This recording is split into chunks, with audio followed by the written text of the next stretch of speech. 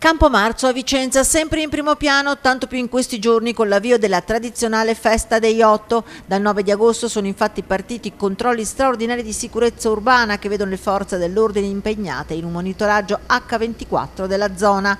Proprio durante un controllo la pattuglia del reparto prevenzione e crimine si è imbattuta in un nigeriano di 27 anni che con fare sospetto girovagava per Via Verdi. Segni di nervosismo che diventano aggressività non appena gli agenti chiedono i documenti, insulti, gestacci, cerca di andarsene gettando a terra la bicicletta. Gli agenti cercano di bloccarlo, lo afferrano per le braccia, si divincola, non si arrende, anzi si mette in posizione di lotta come se fosse in un ring. I tre cercano di tenerlo, il 27enne cerca più volte di morsicare le mani, sono minuti concitati. Nei momenti concitati dell'ammanetamento per 2 volte il soggetto ha cercato di portare la propria mano verso la fondina che conteneva la pistola. Alla fine riescono ad ammanettarlo, ma nel mettergli le fascette per bloccargli le gambe sferra un calcio che colpisce uno degli agenti alla mano, fratturandogli il quinto metacarpo della mano sinistra e procurandogli una prognosi di 30 giorni, contusi anche gli altri agenti.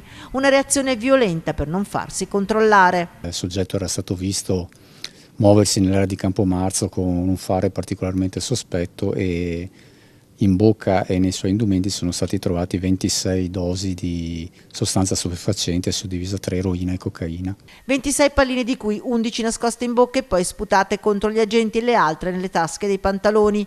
Arrivato nel nostro paese nel 2016 come richiedente asilo, il 27enne nigeriano aveva già dato segni nel centro di Fiuggi dove era accolto di essere un violento e per questo allontanato e denunciato già per reati contro la persona e danneggiamenti di struttura.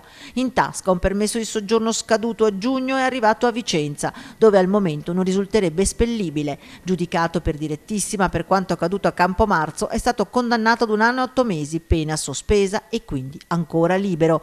Dura la posizione delle organizzazioni sindacali che in una nota stigmatizzano quanto accaduto. Circondare, aggredire o insultare la polizia per impedire un arresto o ferire un poliziotto è un fatto non solo gravissimo ma un segnale preoccupante di inciviltà.